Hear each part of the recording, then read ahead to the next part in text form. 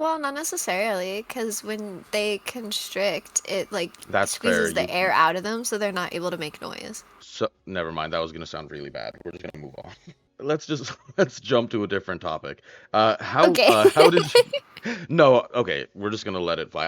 I was definitely, my brain went to, oh, types of snakes. Are you more of a constrictor or a biter? And I'm like, that's gonna get taken out of context. Well, all constrictors are biters. Well, yes. All snakes All bite. snakes, yes. All snakes Nah, they just bite. squeeze the shit out of it and then leave it and just slither off. They only do that if like they're halfway through eating it and they're like, actually, I can't fit this in my stomach. Or like a lot of times, what snakes will do too is if like they have eaten a fresh meal and they're being chased by a predator, they'll just throw up their meal and like sprint because they can't sprint when they have like a meal in them. That's fascinating. Okay, so we're gonna take a pause to ask just like some snake questions because you seem very knowledgeable on it. The closest I've ever Okay. gotten is I had a bearded dragon once. Do snakes run the risk of eating something too big and then having it start ferment in their stomach? Like how does that digestion thing work? Do you say ferment? Yeah, because I know that like with sloths, they purposefully have to have like a long hind gut to make sure that the poisonous things that they're eating, or that's koalas, but the koalas, so it doesn't poison them, it has to basically ferment in their stomach. And I think about the fact that they eat things whole, and I just don't understand how their digestion works to break that all down by the time it comes out as little snake splurts. So snakes, they eat like they don't have to eat as much as like you or me or like sloths. So like snakes can like even like a ball python, like so I had a ball python for a while. Like they can have like a meal a week. Interesting. Sometimes like depending on like it's like different when you own a snake because then like obviously each snake's dietary needs is like dependent on like their specific diet like and like their health level. Same with like really any pet, but like out in the wild, a lot of snakes they'll eat something and like maybe like once or twice a week, and they're good. So it takes snakes like a couple days to actually digest. I don't think it ferments. I don't remember reading anything about it fermenting. I'll have to look into that. But it's just like because they're so long, it takes like a while for the actual food to go from like their esophagus to their stomach, through the colon, and then out the booty hole. So, Okay, and so then by the time it's like going on the way out, they're like, oh, it's time to eat again. And then normally there's like a bird that they can eat.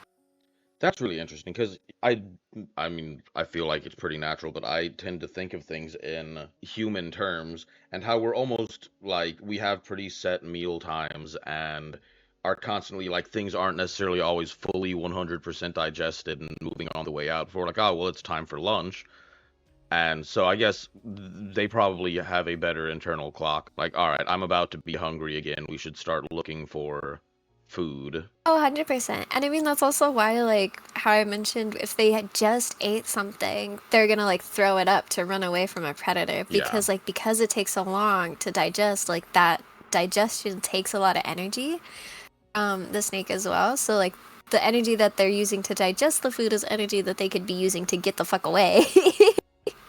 So That's so that's why they cool. throw it up. And then they're just gonna, like, once they're in a safe space, if they're able to escape, they'll just find another meal. That's so cool. I don't know. Sorry, I that was not at all planned. I was just like, you know about the herpas. Oh, yeah, no, I love snakes. I know all about the herpas.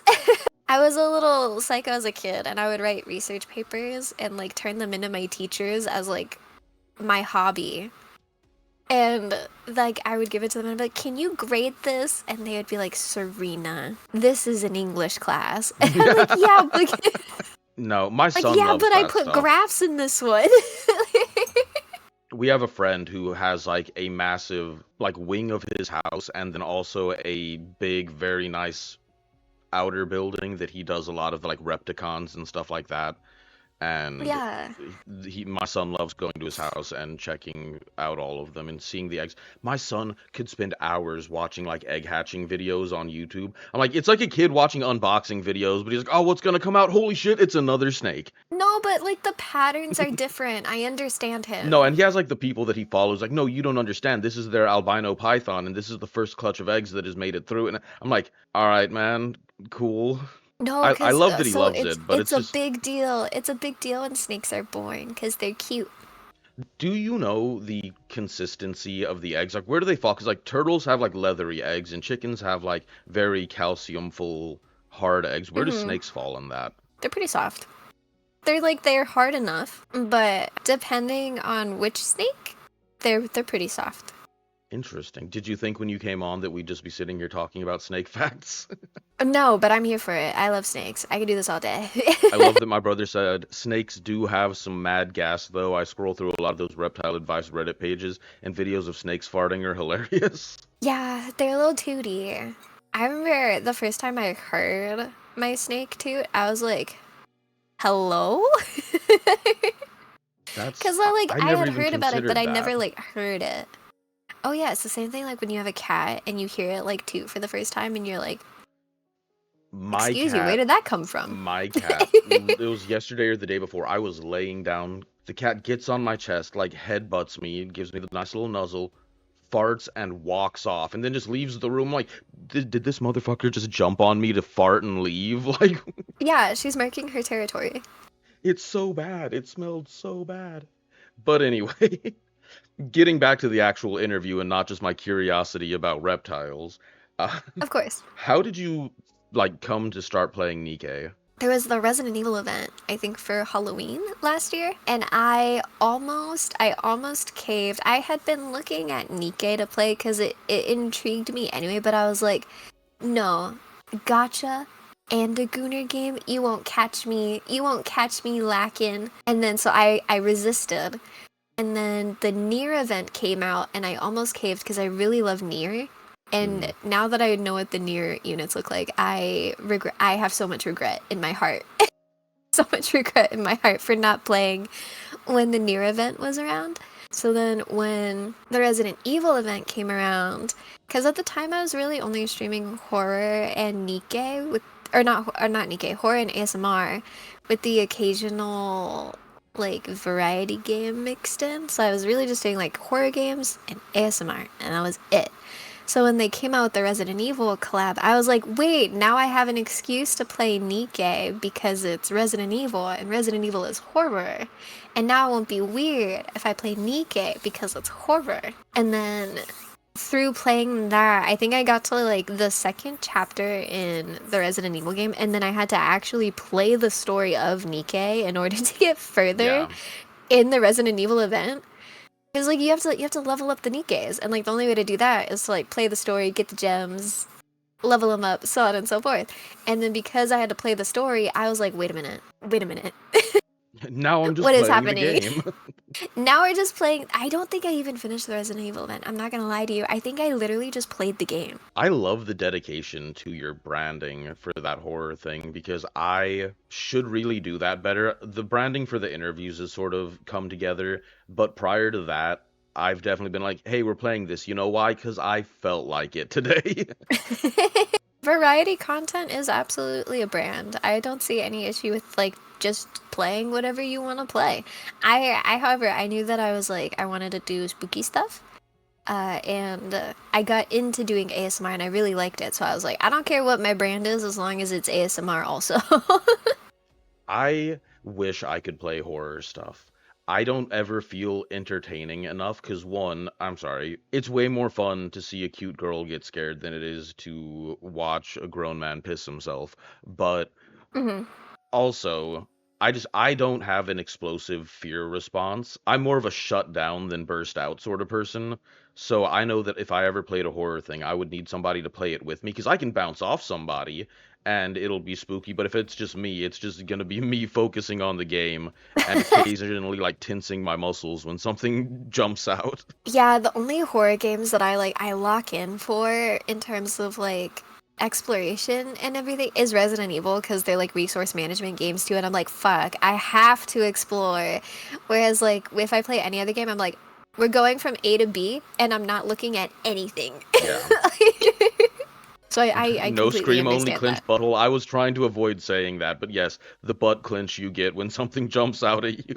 So maybe play Bloodborne. I should play Bloodborne. Everyone's telling me to play Bloodborne. It's in the air. This is a sign.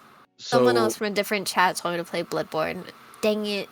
I've seen people playing Night Rain, and I've been told that would be better for me. I am really bad at the Souls-like games because I grew up on really old games, and I really enjoy those things, but I am definitely a like Pokemon, Final Fantasy, whatever kind of person, and like the old Final Fantasy. So I'm very like Oh. turn-based RPG. And so See, the fast we played motion of different it, old games.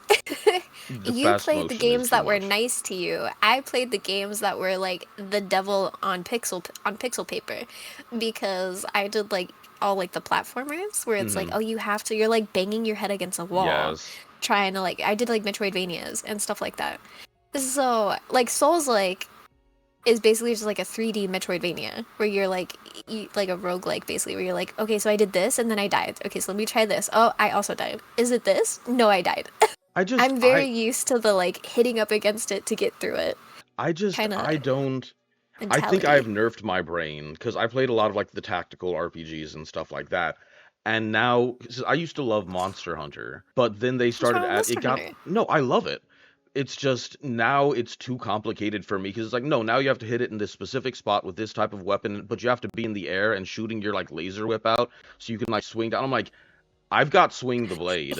Like That's why I just sword and shield, bro. As no, long as I can hit, I hit dodge. I call dodging it a is day. such a hard Agility thing. builds. Agility builds are where it's at. No, the closest thing to a new game I play is I'll play like some Helldivers with my friends every once in a while, but I that's played as that recently. That was a lot of fun. I think it's really fun. I'm terrible at it. My spatial awareness is not great. So they'll be like, "Hey Nero, what are you doing?" And I'm like, "Oh, I'm doing the mission." They're like, "The mission's on the other side of the map." And I'm like, "Oh shit, where are you guys?" And they're like, "Over by the mission." And I'm like, "Oh fuck, I'll be right there."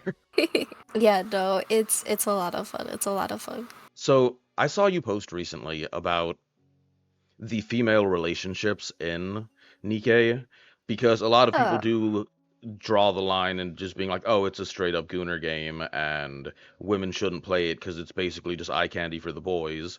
And I really yeah. liked how you laid that out. Can you go into your feelings on that? Well, okay, so I think like it's hard because like that so that whole discourse cropped up because some beautiful commander on the internet was like, I love playing the 2x2 like visual novel Nikke event because I'm a female and so even though like I'm like and because I'm a female and I'm in the commander, it's Yuri for me and I like that was like kind of the vibe of their post.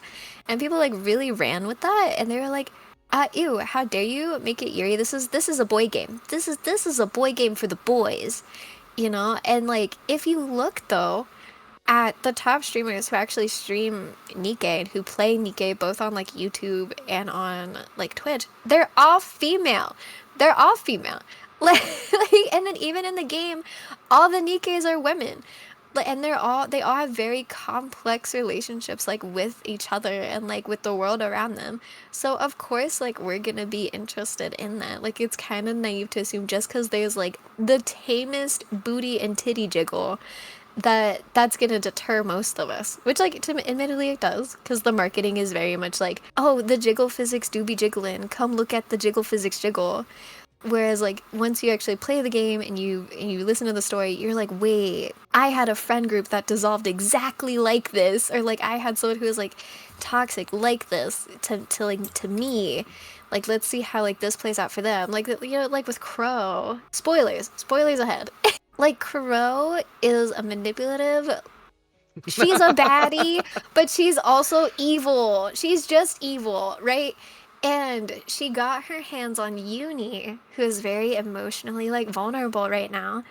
And like I could name at least like I've had more friends that I could count that I have like seen either the aftermath of or see them like in the process of like being taken advantage of like while they're in an emotionally Yeah. vulnerable situation by someone like Crow and I'm like no like I have to save Uni like I'm invested not because like it's a well-written story but because like the stories that are happening are like very livable experiences. Granted like there's the fantasy part of it where like they're all robot ladies in the middle of a war, but like at the brass tacks of it all like it's all very it's reasonable.